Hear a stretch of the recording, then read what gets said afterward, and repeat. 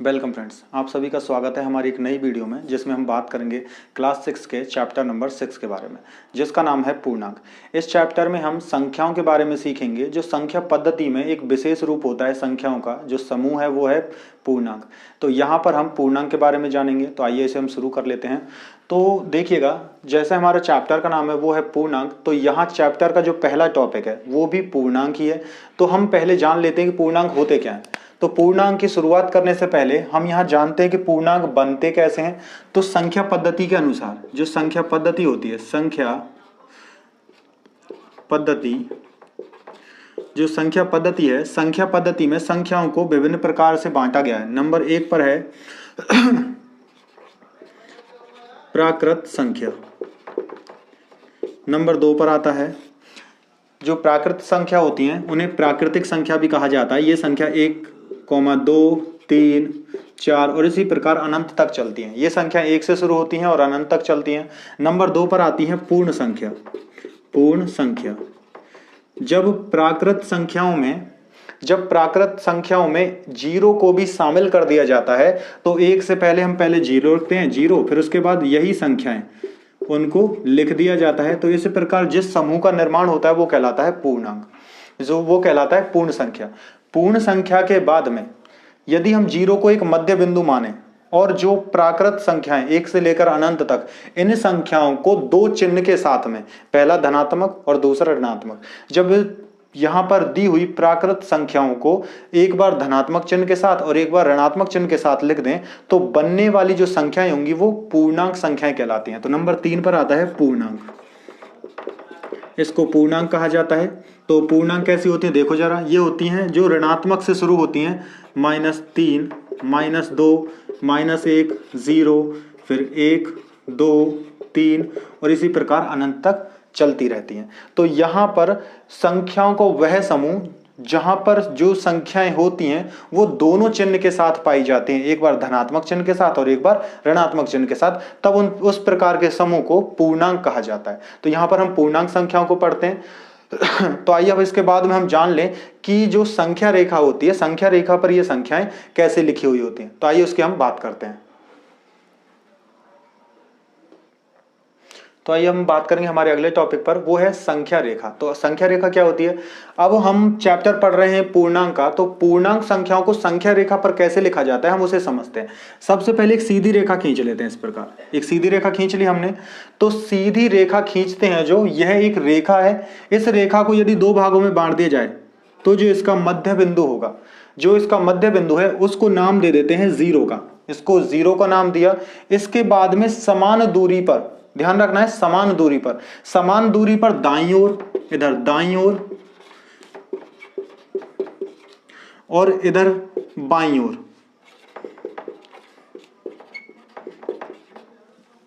हम एक एक निशान लगाएंगे, जैसे 1, 2, 3, 4, 5 और यह अनंत तक चलता रहेगा। ऐसा इधर है 1, 2, 3, 4, 5।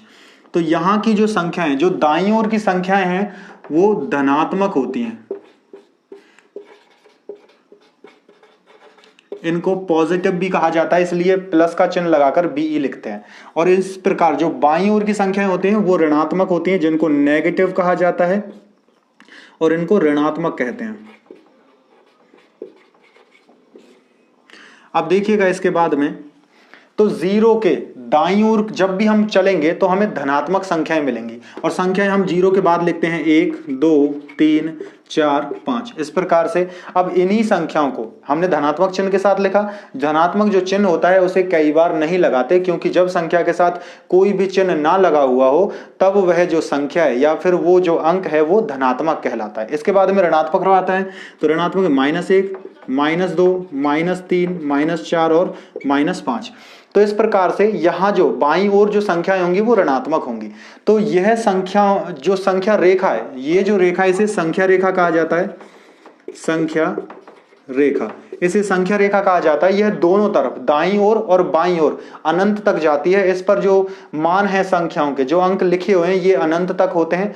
दाईं ओर के सभी अंक धनात्मक होते हैं और बाईं ओर के सभी अंक जो हैं वो ऋणात्मक होते हैं। यदि हम कहें कि हम 0 पर स्थित हैं, हम 0 पर खड़े हुए हैं और हमसे कोई कहे कि आपको 5 कदम चलना है, लेकिन किधर, दाईं ओर चलना है, तो इसका मतलब है अब हम कौन से स्थान पर होंगे? तो देखो 1 2 3 4 और 5, तो हम कौन से स्थान पर होंगे? +5 पर। यदि आप चलना शुरू करें 2 से आप चलना शुरू करें और आपसे कहा जाए आपको 2 कदम चलना है, तो देखिए 1 और 2, तो हम कौन सी जगह पर पहुंच जाएंगे? हम पहुंच जाएंगे 4 पर। तो इस प्रकार से संख्या रेखा का प्रयोग करके हम जोड़ घटा भी सीख सकते हैं। तो वो हमारे अगले टॉपिक होंगे, उस पर हम तब बाद में बात करेंगे। तो आइए अब हम बात करेंगे हमारे अगले टॉपिक की। तो आइए हम बात करेंगे हमारे अगले टॉपिक की, जो है पूर्ववर्ती तथा परवर्ती। यहां पर संख्याओं के एक नए प्रकार के बारे में हम समझते हैं, जहां पर संख्याओं का कोई समूह नहीं होता, लेकिन यहां संख्याओं का निर्माण होता है। संख्याओं का निर्माण कैसे होगा? पहली जो संख्याएं हैं वो पूर्ववर्ती संख्या होंगी और फिर उसके बाद हम परवर्ती संख्याओं के बारे में सीखेंगे। तो पहले जान लीजिए पूर्ववर्ती होता क्या है। तो उसमें लिखते हैं पूर्ववर्ती। तो पूर्ववर्ती संख्या कौन सी होती है? दी हुई संख्या। यदि कोई संख्या हमें पहले से दे दी जाए तो दी गई संख्या में से एक घटाने पर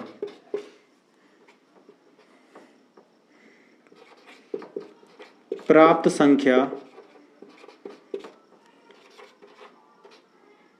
पूर्ववर्ती संख्या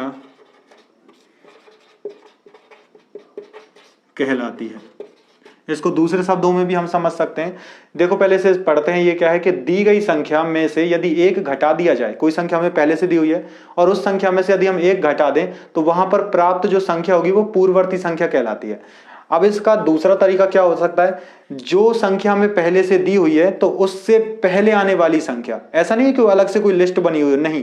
जब हम गिनती बोलते हैं या फिर जो प्राकृतिक संख्या होती है, उन प्राकृतिक संख्याओं में या फिर वो संख्याओं का समूह चाहे पूर्णांक संख्याओं का हो सकता है, क्योंकि हम पूर्णांक के बारे में बात कर रहे हैं, तो पूर्णांक संख्याओं में उस संख्या से पहले आने वाला जो पूर्णांक होगा वही हमारी पूर्ववर्ती संख्या कहलाएगी। इसके बाद परवर्ती की बात करते हैं। तो परवर्ती देखिएगा कि परवर्ती क्या होता है। परवर्ती में दी गई संख्या में एक जोड़ने पर प्राप्त संख्या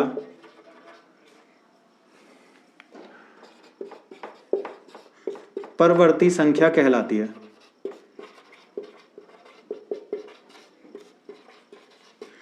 तो यदि कोई संख्या में पहले से दी हुई हो और उस संख्या में हम एक जोड़ दें, जब हम उसमें एक जोड़ेंगे तो जो हमें संख्या प्राप्त होगी उसे परवर्ती संख्या कहा जाता है। तो यहां पर एक बार हम इन दोनों के उदाहरण समझ लेते हैं। तो यहां देखिएगा, तो पूर्ववर्ती संख्या कौन सी है? मान लीजिए हमें पहले से एक संख्या दी हुई है जो है 10, और अब हमसे कहा जाए कि आप इसकी पूर्ववर्ती संख्या का पता लगाइए। तो क्या करेंगे? 10 में से हम एक घटा देंगे, तो -1 बराबर से हमें 9 प्राप्त होगा।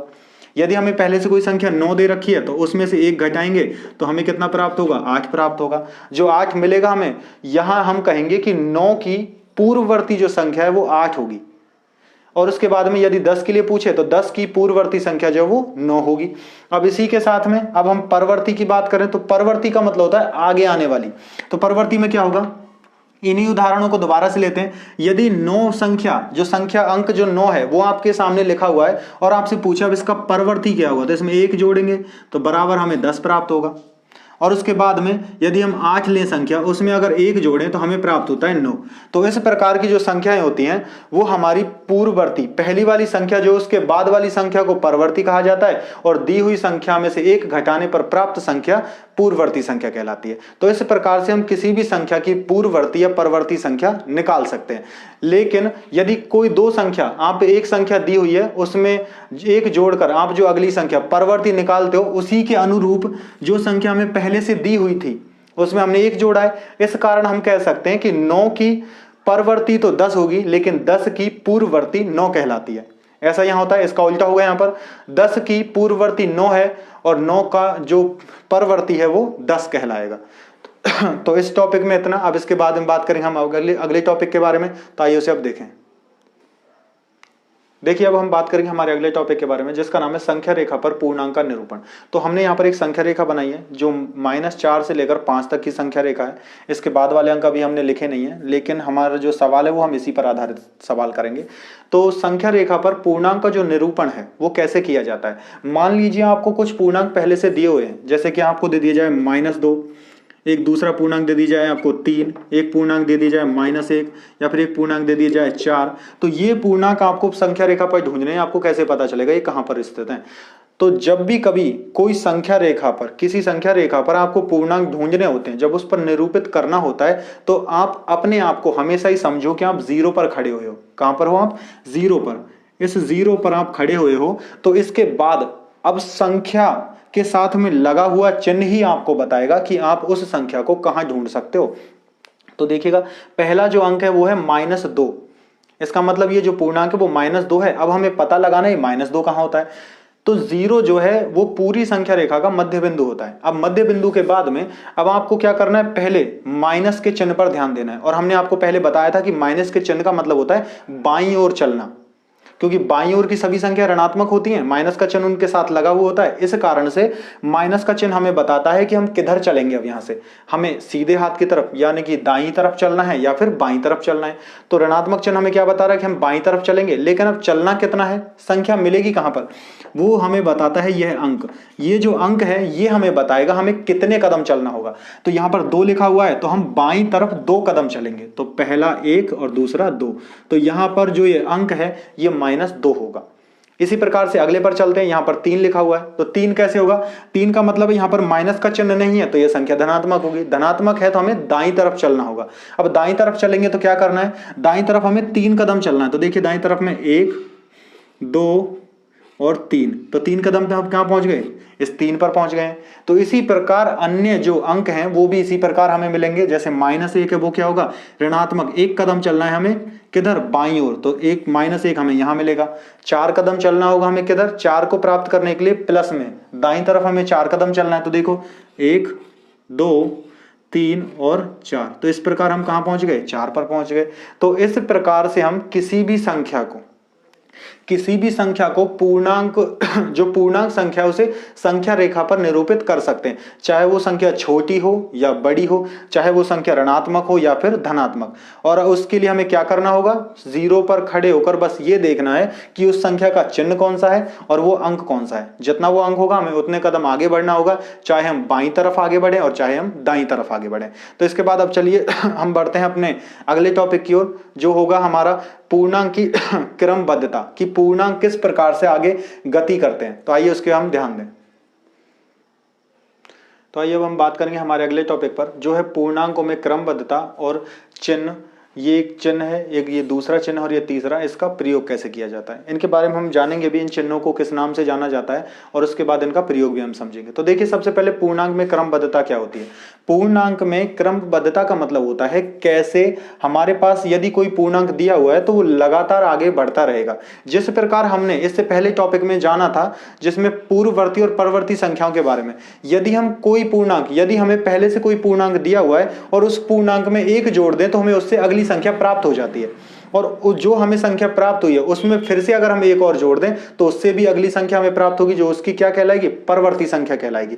तो इस प्रकार से मान लीजिए हमें दिया हुआ है 5, तो 5 के बाद में जब हम दाईं तरफ चलते रहते हैं तो इसमें 1 जोड़ने पर, लगातार 1 जोड़ने पर हमें संख्या प्राप्त होंगी 6, 7, 8, 9, 10।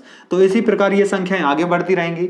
और यदि इस संख्या में से, इस अंक में से हम 1 घटा दें तो इसका मतलब क्या होगा कि हम बाईं तरफ चल रहे हैं। तो 1 घटाने पर हमें क्या प्राप्त होगा, 4, फिर उसके बाद 3, उसके बाद 2, फिर 1, और उसके बाद में 1 के बाद हमें 0 मिलेगा, 0 के बाद -1 होगा, फिर -2 होगा। इसी प्रकार से यह क्रम अनंत तक चलता रहेगा।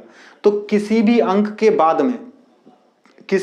के बाद में जब उसमें हम 1 जोड़ रहे हैं तो वो 1 क्रम के साथ में आगे बढ़ता है, या फिर 1 घटा रहे हैं तो 1 क्रम के साथ वो पीछे की तरफ, पिछली संख्याओं पर, अपनी पूर्ववर्ती संख्याओं की तरफ चलता चला जाता है। लेकिन यदि क्रमबद्धता की ओर ध्यान दें तो क्रमबद्धता का मतलब होता है जितना आप उसमें आगे संख्या जोड़ना चाहते हो या घटाना चाहते हो तो वही हमें मिलता है। कैसे, मान लीजिए संख्या 5 है, 5 में आप जोड़ रहे हो 3, तो हमें कितना प्राप्त होगा 8। तो यह अपने क्रम से कितना आगे चला जाएगा।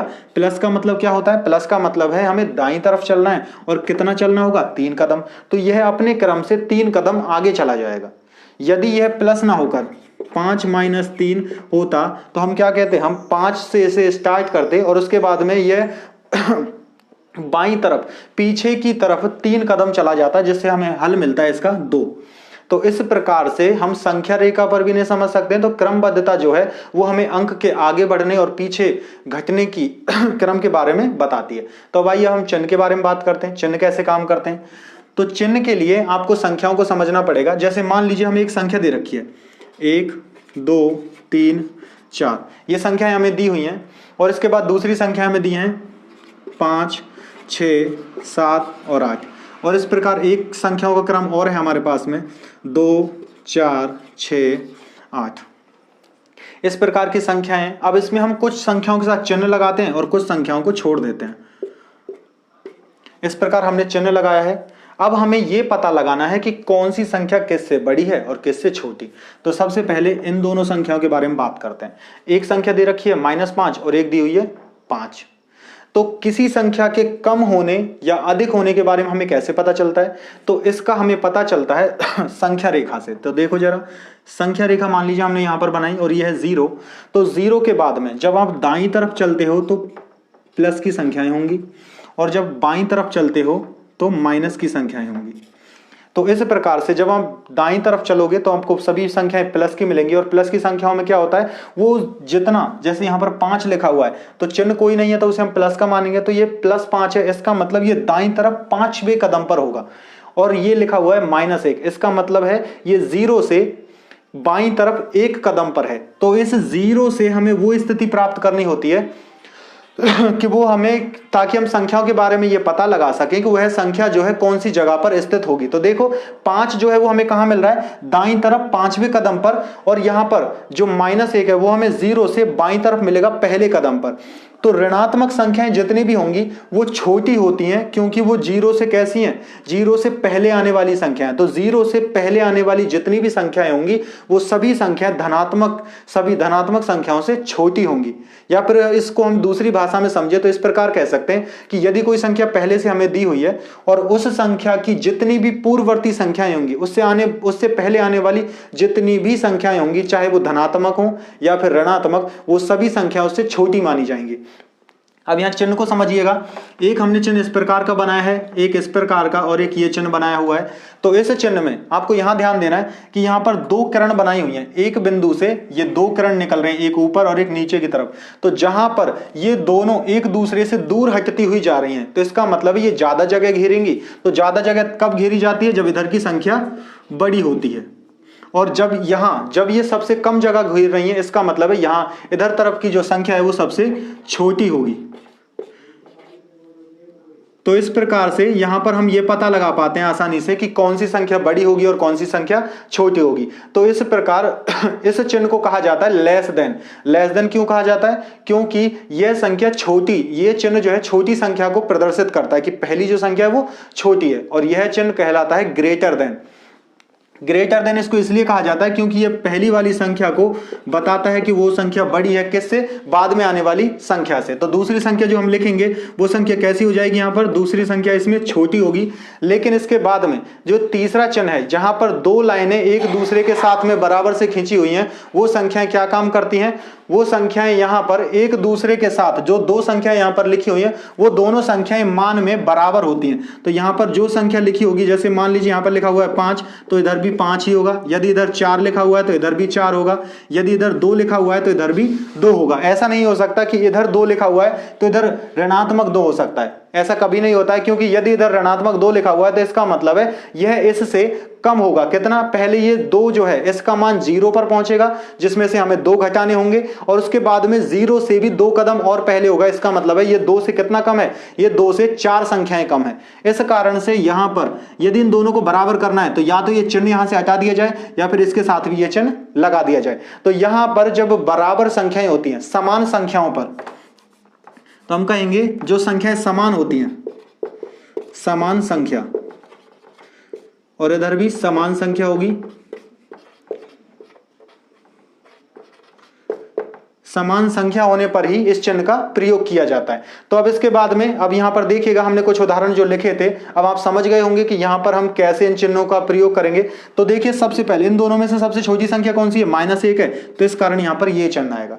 इसके बाद दूसरे पर आते हैं, इन दोनों में संख्या तो ये बड़ी है, अंक तो इसका बड़ा है, लेकिन ये ऋणात्मक चिन्ह लगने के साथ में उतना ही छोटा हो जाता है। जो संख्या जितनी बड़ी होगी, धनात्मक में धनात्मक चिन्ह लगने के साथ में जो संख्या जितनी बड़ी होती है, माइनस का चिन्ह लगते ही वो संख्या उतनी ही छोटी हो जाती है। जैसे मान लीजिए कि हम बात करें 100 की, जो 100 है वो 0 से 100 कदम आगे होता है, लेकिन ऋणात्मक चिन्ह लगते ही वो क्या होगा, 0 से 100 कदम पीछे चला जाएगा। इस कारण ऋणात्मक चिन्ह जो है वो संख्या के स्थान को बहुत ज्यादा दूर तक लेकर जाता है। तो यहां पर देखो, यहां पर जो 2 है और यहां पर 6 लिखा हुआ है, तो इसमें ये ऋणात्मक 6 है। ऋणात्मक 6 होने की वजह से छोटी संख्या किसकी होगी, 6 की होगी। ये दोनों ही संख्या, ध्यान देना, ये आपके लिए ज्यादा महत्वपूर्ण है, क्योंकि यहां पर दोनों तरफ ऋणात्मक चिन्ह लगा हुआ है। अब इसको कैसे समझना है, ऋणात्मक चिन्ह में जब दो संख्याएं, दोनों संख्याएं ऋणात्मक चिन्ह के साथ दी हुई हों, तो उसमें हमेशा ध्यान रखना होगा जो संख्या कम अंक वाली होगी, तो कम अंक वाली संख्या होगी तो क्या होगा, कम अंक वाली संख्या 0 के ज्यादा पास में होती है। तो कम अंक वाली संख्या जब 0 के ज्यादा पास में होती है तो हम कह सकते हैं वो संख्या कैसी होगी, धनात्मक की तरफ होगी।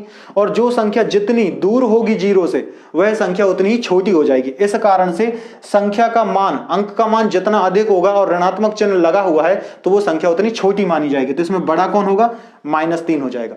4 और 8 में हम जानते हैं, इसमें तो 8 सबसे बड़ा होता है। इसके बाद में इन संख्याओं की बात करें तो यहां पर 5 और 2 को देखिएगा, 5 और 2 में से 5 बड़ा होता है। -6 और -4 में से, जैसा ये सवाल था वैसा ही सवाल ये है, -6 और -4 में से बड़ी संख्या जो है वो हो जाएगी -4। उसके बाद में -7 और 6 में से हमें पता लगाना है, तो इसमें 6 बड़ा होगा। यहां पर दो संख्या दे रखी है, अंक बिल्कुल समान है, लेकिन दोनों के चिन्ह अलग अलग है। तो इस कारण से जिसका चिन्ह धनात्मक होगा, अगर अंक समान है या असमान है, तो सबसे पहले हमें देखना पड़ता है कि समान अंक होने पर कि धनात्मक चिन्ह किसके पास है। जिसके पास धनात्मक चिन्ह है वही संख्या बड़ी कहलाएगी। तो इसमें 8 जो है वो बड़ी संख्या होगी। इस प्रकार आप आसानी से अब यहां पहचान पा रहे हो कि कैसे किस चिन्ह का प्रयोग किया जाता है और वह किस मान को दर्शाता है। तो आइए हम बात करेंगे हमारे अब अगले टॉपिक के बारे में, तो उसे भी हम देख लें।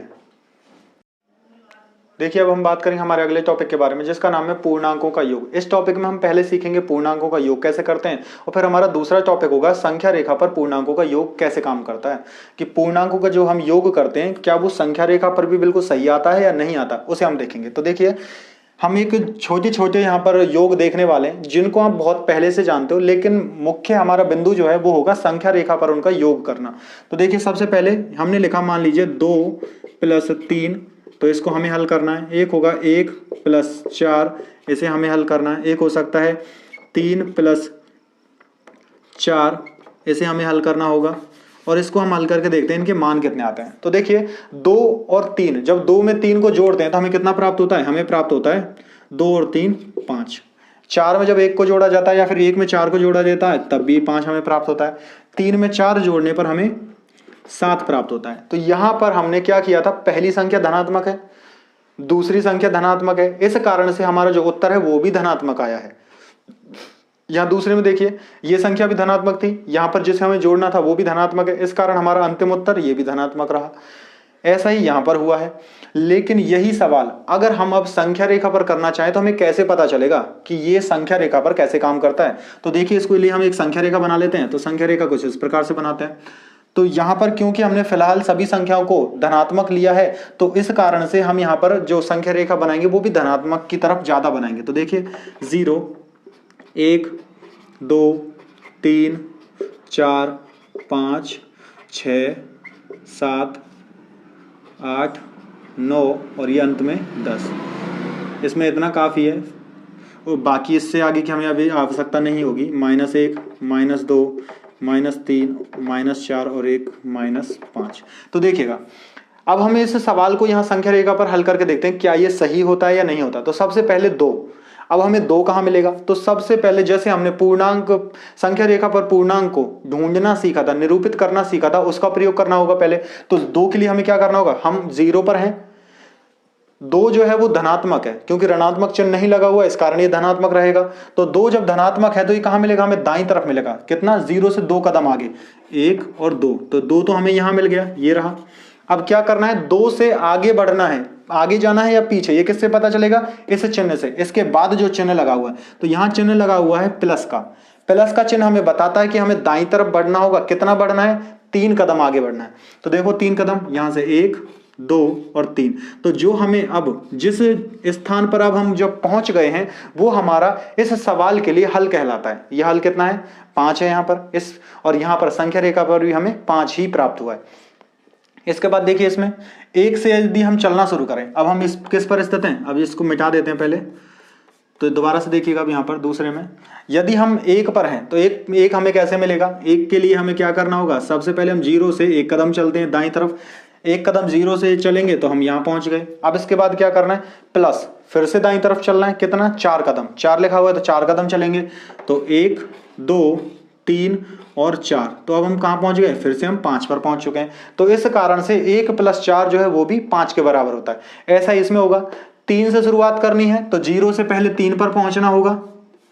0 से हम 3 पर पहुंचते हैं तो 1 2 और 3 पर पहुंच गए। 3 पर पहुंचने के बाद हमें फिर से धनात्मक चिन्ह है, इसका मतलब हमें दाईं तरफ चलना है और 4 कदम चलना होगा। तो यहां से देखिएगा 1 2 3 और 4 कदम चलने पर हम कहां पहुंच जाते हैं? 7 पर पहुंच जाते हैं। इस प्रकार अब हमें पता चलता है कि जब 3 में 4 को जोड़ा जाता है तो हमें 7 प्राप्त होता है। और जो हमें अंक यहां पर जोड़कर जो इन सवालों को हमने पूरा किया तो वो हमारे सही थे, आंसर जो हमारे उत्तर हैं वो बिल्कुल सही है। लेकिन अब एक सवाल हम ऋणात्मक संख्या के साथ मिलकर करते हैं। मान लीजिए हमारी कोई संख्या वो है -2 और इसमें आपसे कहा जाए कि आपको इसमें जोड़ना है 4, तो हमें बताइए कितना उत्तर आएगा। जैसा कि हम जानते हैं -2 में जब 4 जोड़ेंगे तो हमें उत्तर प्राप्त होगा 2। लेकिन क्या ये उत्तर सही है? इसकी पुष्टि कैसे होती है? इसकी पुष्टि हम हमें यहां से प्राप्त होगी। तो देखिए उस सवाल को अब हल करके देख लेते हैं कि इसका जो हमने हल किया था यहां पर वो सही है या गलत। तो हम शुरू कहां से करेंगे? 2 से, ऋणात्मक 2। ऋणात्मक 2 पर भी पहले पहुंचना होगा। तो 0 में देखिए हम चलना शुरू करते हैं 0 से। 0 के बाद हमें ऋणात्मक चिन्ह लगा हुआ है, इसका मतलब हमें बाईं तरफ चलना होगा। और कितना? 2 कदम चलना है। तो पहले देखो 1 2, तो हम 2 कदम चल के बाईं तरफ -2 पर पहुंच गए। अब इसके बाद में प्लस का चिन्ह लग रहा है, इसका मतलब है अब हमें जो चलना शुरू करना है वो दाईं तरफ चलना शुरू करना होगा और हमें 4 कदम चलना है। तो देखो दाईं तरफ चलते हैं, यहां से 1 कदम 2 कदम 3 और ये 4 कदम चलने पर हम कहां पहुंच गए? -2 से जब 4 कदम चले तो हम पहुंच चुके हैं 2 पर। इस कारण से इसका जो हल है वो हमें 2 प्राप्त हुआ है। अब एक नई चीज और हम आपको इसमें बताते हैं जो इसी टॉपिक के साथ भी कवर हो जाएगी, जिसको मैं यहां दोबारा से लिख देता हूं, वो होता है योज्य प्रतिलोम। योज्य प्रतिलोम। अब योज्य प्रतिलोम क्या होता है? किसी भी संख्या का, चाहे वो संख्या धनात्मक हो या फिर संख्या वो ऋणात्मक हो, तो किसी भी संख्या का विपरीत चिन्ह वाला मान, विपरीत चिन्ह वाला समान मान ही उसका योज्य प्रतिलोम कहलाता है। किसी भी संख्या का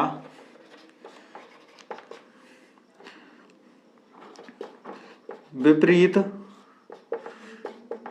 चिन्ह वाला समान मान ही योज्य प्रतिलोम कहलाता है। अब इसकी दूसरी परिभाषा और क्या हो सकती है? एक परिभाषा तो ये हो गई, इसकी दूसरी परिभाषा क्या होती है? दूसरी परिभाषा आप समझ सकते हैं।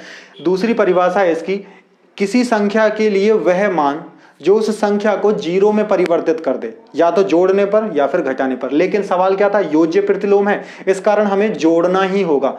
तो किसी भी संख्या में, यहां लिख सकते हैं किसी संख्या में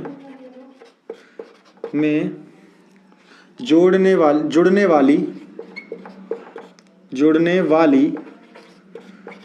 वह संख्या जो दी गई संख्या को 0 यानी कि बना दे, उसे योज्य प्रतिलोम कहा जाता है।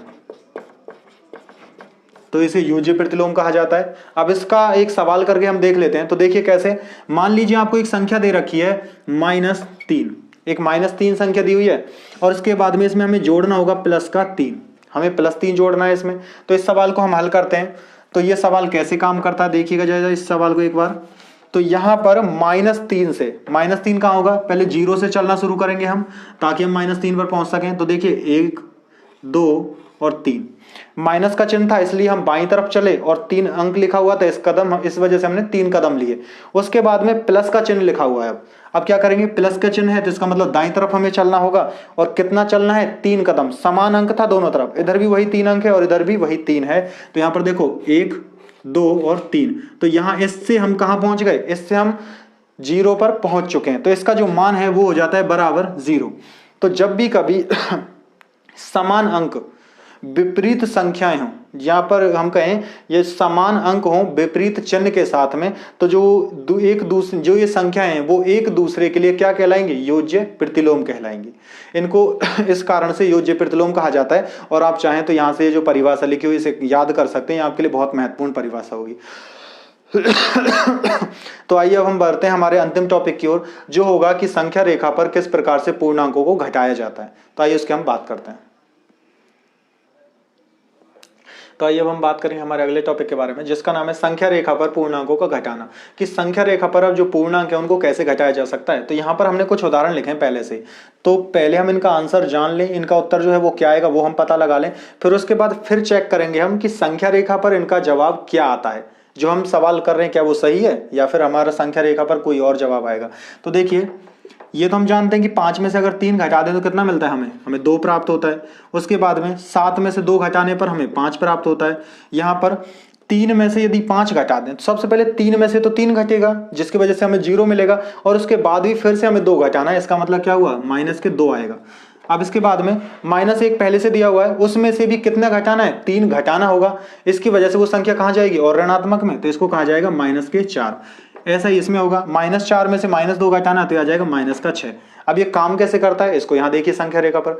सबसे पहले हमारी संख्या है 5, तो 5 का मतलब क्या है, ये धनात्मक 5 है जो हमें 0 से 5 कदम दाईं तरफ चलने पर मिलती है। तो ये कितना हो जाएगा, 1 2 3 4 5, तो हम 5 पर पहुंच गए।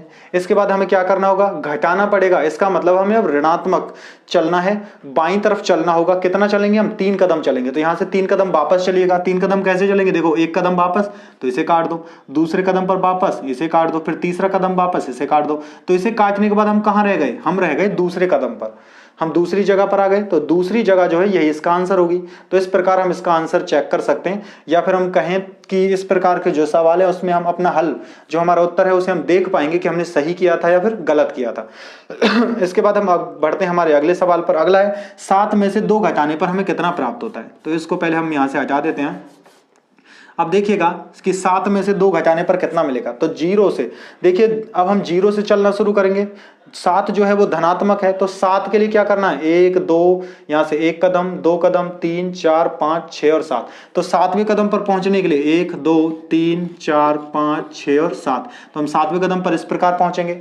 अब हम 7वें कदम पर पहुंच चुके हैं। 7वें के बाद में हमें क्या करना है, घटाना पड़ेगा। हमें अब वापस आना है। हम क्या करेंगे, बाईं तरफ चलेंगे, कितना, 2 कदम।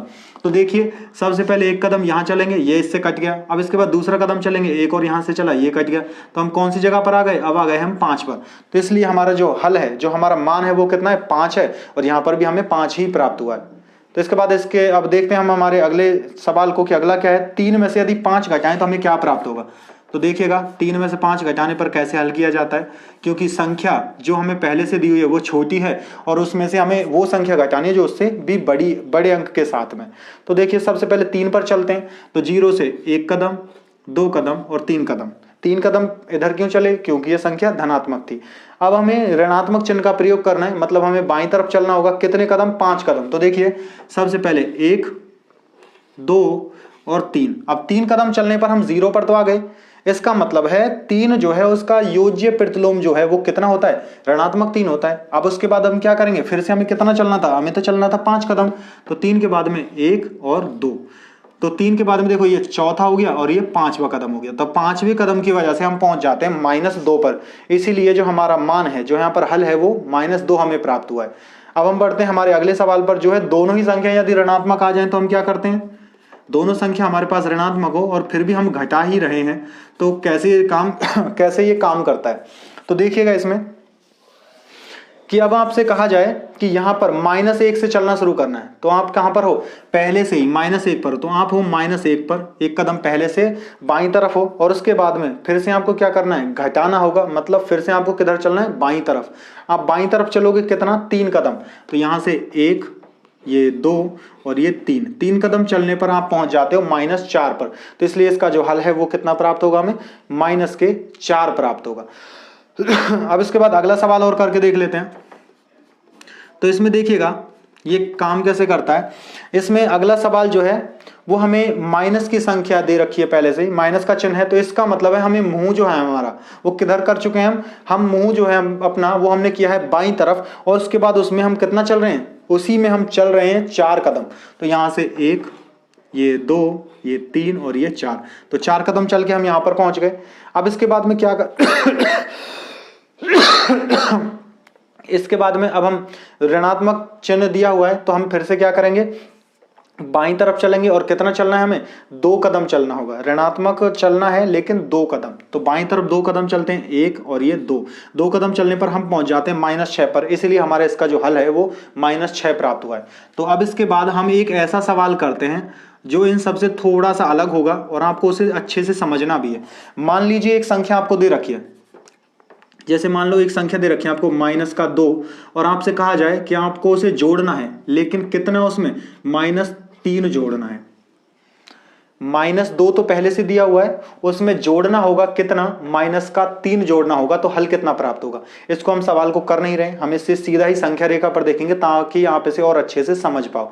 तो देखिएगा सबसे पहले संख्या की ओर ध्यान दो। तो संख्या कौन सी है, पहले ऋणात्मक है।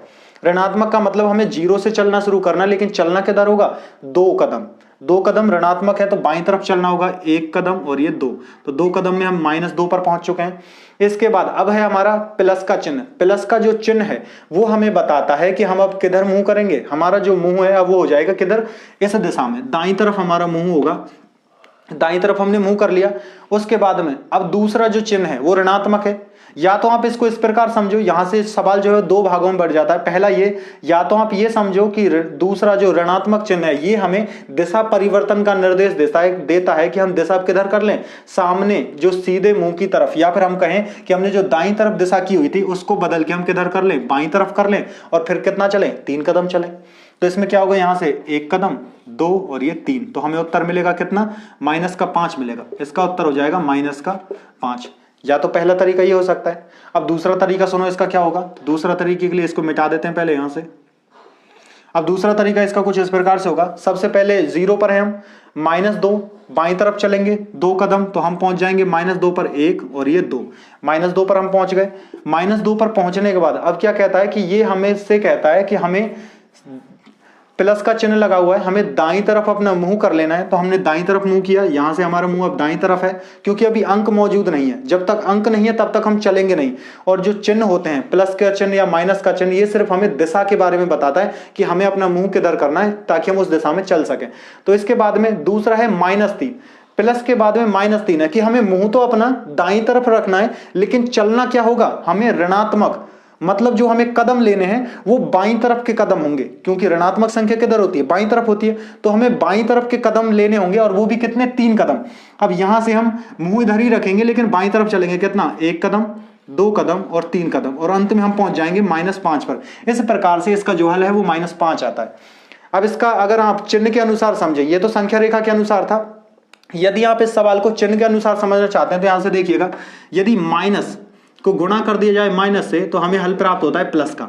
यदि माइनस को गुणा कर दिया जाए प्लस से तो हमें मिलता है माइनस, और प्लस को गुणा कर दें माइनस से तो मिलता है हमें माइनस। और यदि प्लस को गुणा कर दिया जाए प्लस से तो हमें उत्तर प्राप्त होता है प्लस का।